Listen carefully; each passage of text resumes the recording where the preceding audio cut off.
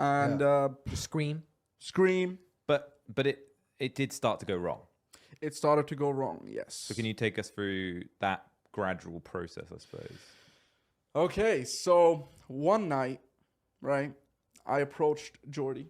I said, hey, man, I just want you to know that sometime in the future, I would like to fully own the channel. Right. Now, I don't know when this is. I told him, like, a couple of years from now, we can do, like, a buyout, whatever, right? That just rubbed him off really, really wrong. And he just looks at me, and we're in his apartment. You rubbed him off? Yeah, no.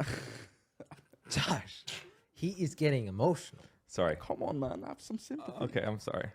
Relax. Like So it's one night, subject. you were in his apartment. I was in his apartment. Is this before or after rubbing him off? Okay.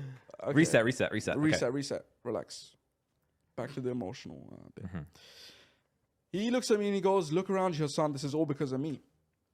And I'm like, what? Look around you where? Like, look around the apartment. What right? was he showing? Like, you know, it's a nice apartment.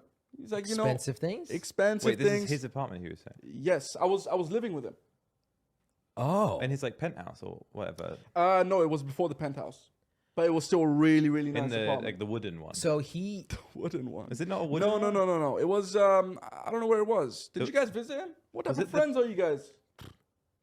Good question. Yeah, that's a good question.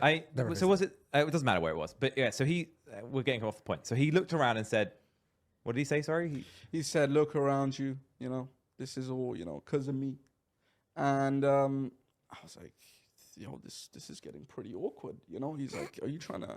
He told me like, "Are you trying to fuck me over? This and that. I invested this much, and I understand that, but I just simply made a proposition saying like, yo, eventually." You feel like threatened? Threatened, no. Uncomfortable, yes. And I don't mean that in a way that like felt like someone.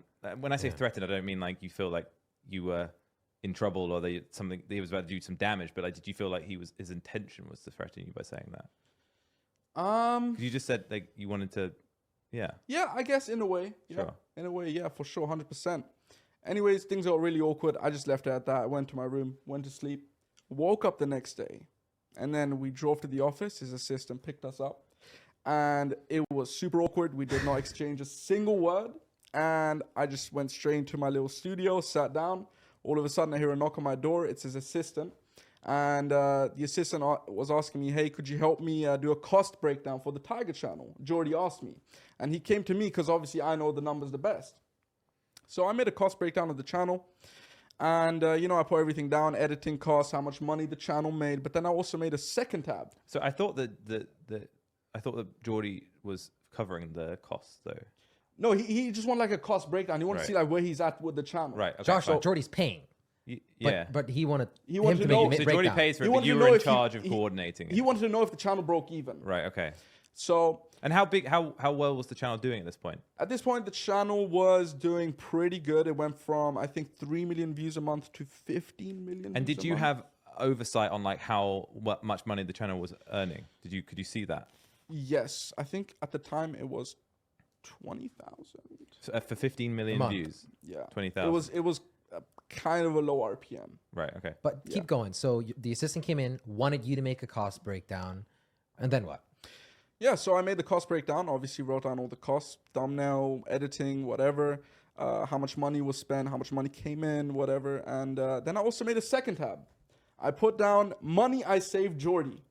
And then I just put down all the work I did that I did not get paid for. Anyways, Like what? Sorry. So I edited some videos on my own. I did most of the thumbnails on my own. And I came up with the ideas, set them all up on my own. I didn't, go out and contract someone else to do it because, there just wasn't any good people in his team. That's kind of rude to say, though. There's no good people. There were good people in his team. Well, you wanted to do it yourself. I just you wanted to felt do it like you myself. could handle it, and then you could felt do it. like you could do it more efficiently and maybe Yes. better. That's fine. Yes. So By my calculations, the channel just about broke even. And anyways, the assistant takes the cost breakdown, goes to Jordy. And then I just hear Hassan over it. He was just yelling. He's like, come over here. I go over. And the guy just starts yelling at me, and there's like 7, 8 people in the office. He's just yelling, "You're trying to fuck me over. What the fuck is this?" kwebblkop said that. kwebblkop said that to me. Yeah. And in my head, I was like, why are you doing this in front of everyone? You could have just, came into my little studio. We could have talked about this. Normally, you don't have to shout at me. And at that point, he goes, "What the fuck are you trying to do? Putting down the money that you saved me." And then he said, "I let you live rent free." And then in my head, I was just like, "You asked me to come here. You asked me to come live with you." So if it was breaking even, were you actually making any money at this point? I did not get paid out. 2 days after, I told him on that night, like, "Yo, I want to own the channel someday." Oh, Yeah. I see so what you it mean. wasn't Yes. contractually ready Yes. yet. Now, before I continue, I just want to say, Yeah. me and Quebble, we're good again. Yeah. We're good again. I just want to clarify that. I called him. And this I is asked him- everything from your perspective. This is everything from my own perspective. I called him. I asked him if I can talk about this. He said it's fine. Me and Quebble are good. We're good. Just want to yeah. put that out Kwebblkop there. is okay with you being on He's this okay podcast. with But we'll dive into that a bit later on because I think that's quite an interesting topic anyway about your relationship with Geordie now, because you're good, but there's potentially a bit more complexity to it. We'll get to it later, but effectively you are now bankrupt, right? Yes. Geordie we'll is, also get to that. Exactly. We'll get to this, but just to give a bit of a taster, you're bankrupt. Yeah. Geordie's not bankrupt, but you guys are good.